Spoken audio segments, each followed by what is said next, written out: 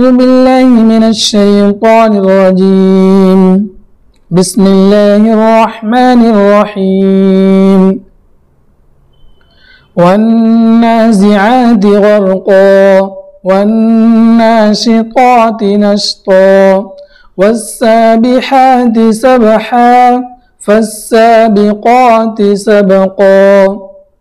فالمدبرات أمرا يوم ترجف الراجفة تتبعها الرادفة قلوب يومئذ واجفة أبصارها خاشعة يقولون أئنا لمردودون في الحافرة أئذا كنا عظاما نخرة قالوا تلك إذا كرة خاسرة فإنما هي جزرة واحدة فإذا هم بالساهرة هل أتاك حديث موسى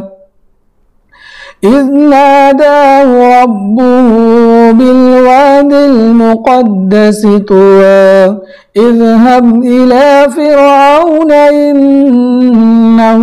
طغى فقل هل لك إلى أن تزكى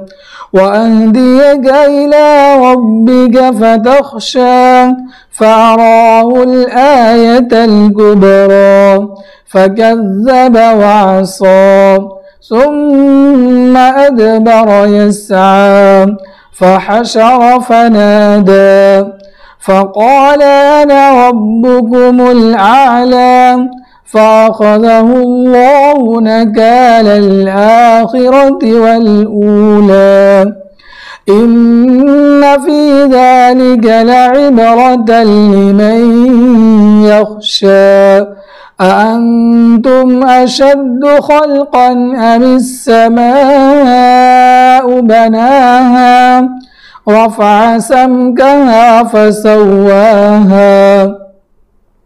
وأغطش ليلها وأخرج ضحاها والأرض بعد ذلك دحاها أخرج منها ماءها ومرعاها والجبال أرساها متاعا لكم ولأنعامكم فإذا جاءت الطامة الكبرى يوم يتذكر الإنسان ما سعى وبرزت الجحيم لمن يرى فأما من طغى وآثر الحياة الدنيا فإن الجحيم هي المأوى وأما من خاف مقام ربه ونهى النفس عن الهوى فإن الجنة هي المأوى يسألونك عن الساعة أيان مرساها فيما أنت من ذكراها إلى ربك منتهاها إنما أنت منذر من يخشاها كأنهم يوم يرونها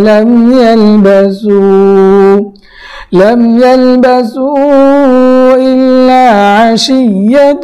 أو ضحاها. صدق الله العظيم.